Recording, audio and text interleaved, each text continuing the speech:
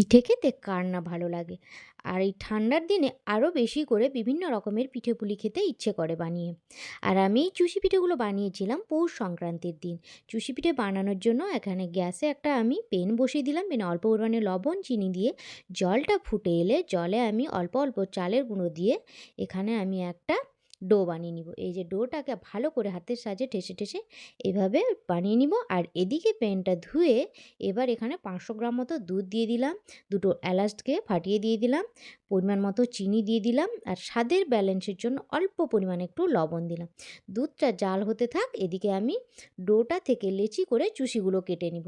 আমি একটা চাকতির উপরে ডোটাকে রেখে আমি গোল, গোল করে প্রথমে লেচি করে নিয়ে চুষিগুলো কেটে নিলাম। এই যে চুষিগুলো কিন্তু আমার কাটা হয়ে গেছে।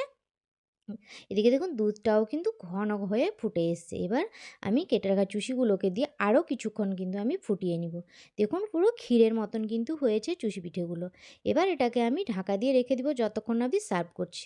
সার্ভ করে দেখাই আপনাদের কতটা সুন্দর হয়েছে। এই যে দেখুন কতটা ঘন হয়েছে। খেতেও কিন্তু দুর্দান্ত হয়েছিল চুষি পিঠেগুলো। আপনারা কিভাবে চুষি পিঠে বানান? আমাকে অবশ্যই কমেন্ট করে জানাবেন। আর আমার পিঠে বানানোটা কেমন হয়েছে সেটাও কিন্তু কমেন্ট করে জানাতে ভুলবেন না।